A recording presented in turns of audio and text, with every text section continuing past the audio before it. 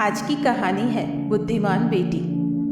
एक जमींदार था जिसकी 4 बेटियां थीं। उसकी चारों बेटियों की शादी हो चुकी थी और वह अपने जीवन में व्यस्त थी। जमींदार काफी बूढ़ा हो चुका था, तो उसने अपनी सारी संपत्ति की जिम्मेदारी सौंपने का निर्णय लिया। उसके लिए उसने अपनी चारों बेटियों को बुलाया।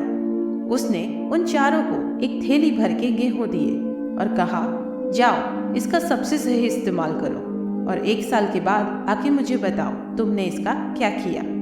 1 साल के बाद उसकी बेटियां वापस आई और एक एक करके जमींदार को बताने लगी कि उन्होंने उस गेहूं का क्या किया। पहली बेटी ने कहा कि मैंने उन गेहूं को पक्षियों को खिला दिया था जब मैं वापस घर जा रही थी। दूसरी बेटी ने बताया कि मुझे लगा कि वो गेहूं बहुत पवित्र है, तो मैंने उन्हें अपने सारे पड़ोसियों में बांट दिया। तीसरी बेटी ने बताया कि मैंने उन्हें एक गरीब परिवार को दे दिया।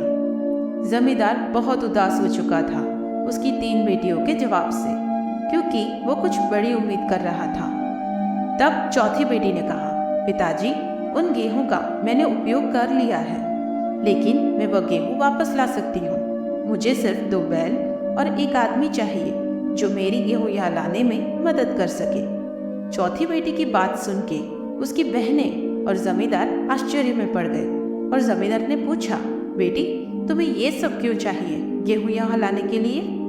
बेटी ने कहा, मैंने उन गेहूं को बो दिया था, अब उसकी फसल काटनी है और उनको यहाँ लाना है, इसलिए। ये बात सुनकर जमींदार बहुत खुश हुआ और समझ गया कि उसकी चौथी बेटी ही सही हकदार है सारी जिम्मेदारियां उठाने के लिए, क्योंकि उसने न तो उन गेहूं का उपभोग किया या उसे वितरित किया, बल्कि उसने सही दृष्टिकोण और बुद्धिमत्ता के साथ समृद्ध भविष्य के लिए बहुत सारे नए गेहूं का निर्माण किया, जिससे काफी सारे लोगों का पेट भरा जा सकता है।